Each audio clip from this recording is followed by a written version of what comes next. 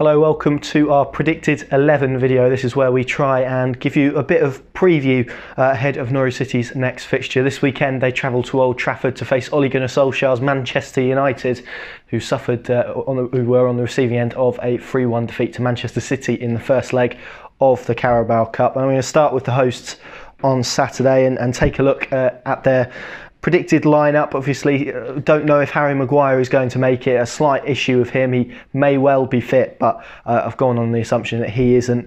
So this is the team I've gone for. It's David De Gea in goal, Wan-Bissaka at right back, Lindelof, Phil Jones and Brandon Williams, with Matic, Pereira and Fred the midfield three, and then James and Rashford, who is making his 200th appearance for the club on Saturday, should he play, with Anthony Martial returning to the side up front.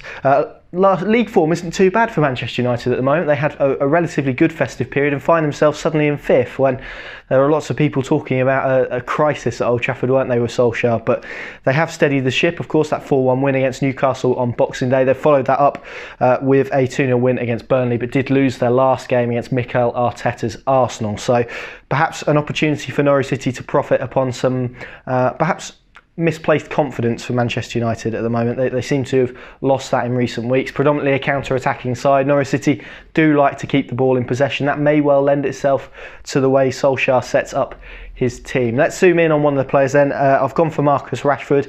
16 goal involvements for him this season, 12 goals and 4 assists, 1.1 key passes per game, 3.4 shots per game. It just shows that he is one of their primary creators and one of their biggest presence up top. And as I said, this is his 200th game, which, considering his age, is quite startling, really. I think we all remember that afternoon where he burst on the scene as a substitute and scored the goal. And he is part of a front three which is pretty interchangeable and full of quality. And even though we do talk about Manchester United perhaps not possessing the amount of quality they did under Alex Ferguson in all those years of dominance in English football, that front three does contain pace and an attacking threat with Dan James, who Norwich City fans will be aware of from his time at Swansea last season, where there was a particular moment in that game at Carrow Road in February, I think it was, when Dan James really pressed him cruel and put him under a lot of pressure. So they know his pace. Anthony Martial as well scored the goal in the previous meeting at Old Trafford, where Norwich City, of course, won 2-1 back in 2015. Quality player, and that said, despite Norwich's recent result there, they have beaten them in 8 of the last 10 times at Old Trafford, but they have failed to win in their last 2 games against promoted opponents. And if they do fail to win against Norwich City on Saturday, that will be the first time since 1990 that they have not won in 3 games against promoted opponents. Of course, lost 2-0 to Cardiff on the final day of last season and drew 2-2 with Aston Villa this season. That's this run, and they have also lost to 3 of their last 5 games against teams who start the day in the relegation zone. So again, another statistic that perhaps swings the pendulum into Norwich City's favour. Manchester United have struggled against teams who have allowed them the ball, although for reasons I've just indicated and the way Norwich City like to play, that may not be the case this weekend, but more on that in a moment. Right, let's delve into the Norwich City team then. This is what I've gone for. Tim Krul in goal, an unchanged back line, Byram at left back, Aarons at right back, Zimmerman and Grant Hanley, who has been very good since returning from injury. Actually, Alex Setti and Mario Vrancic, the double pivot in midfield, Campbell, Buendia and Kenny McLean behind Teemu Pukki. Well, maybe Teemu Pukki. He, of course, is struggling with a hamstring injury and a toe injury, which may rule him out of this game, which would mean a start, providing Joseph Dermich is injured as well. But presuming he is even half fit, it would probably mean a start for young Adam Eder, of course, who scored a hat-trick at Deepdale last weekend in the FA Cup. 18 years of age, yet to make a Premier League start. His only Premier League minutes was a 5-minute cameo at the end of the New Year's Day game against Crystal Palace. What an opportunity it would be for him, although I suspect that Teemu Pukki may just pull through for this one. But if Daniel Farke does decide, actually he will prioritise the game against Bournemouth, which is coming in a week's time, which is so important given where Norwich City find themselves in the Premier League. Of course, rock bottom on 14 points. No team have survived from this position. They do need points, and that could be a game perhaps more likely than this weekend that they can extract points from.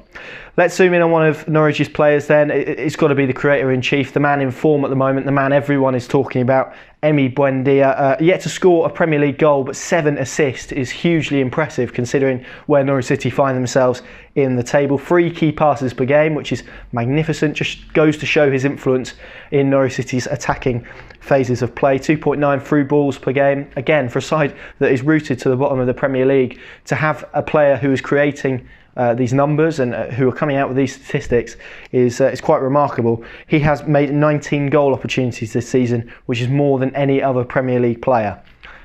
Don't need to expand more on that really. You understand Emi Buendia's influence, and if Norwich City are to come away with anything from Old Trafford, then creating opportunities and more importantly perhaps converting them is going to be key, because that's been the area in recent weeks where they've had good performances, they've had good opportunities to kill off games, haven't quite managed it. Is this the weekend where they managed to get some more points on the board? Let's look at some statistics then for Norwich. They're the only team this season not to recover a point from a losing position, which is quite a daunting stat, I suppose. If every single team in the Premier League has managed to recover from losing positions and Norwich City haven't, then that shows a glaring weakness. And as I've said, this could end up being a game that they have to chase a little bit. They are going to want more of the ball. Most teams against Manchester United are happy to concede possession. Of course, United looking to hit teams on the counter-attack. Teams almost nullify that by allowing Manchester United possession and deploying a low block. And although Norwich have improved defensively in recent weeks, it could be very difficult.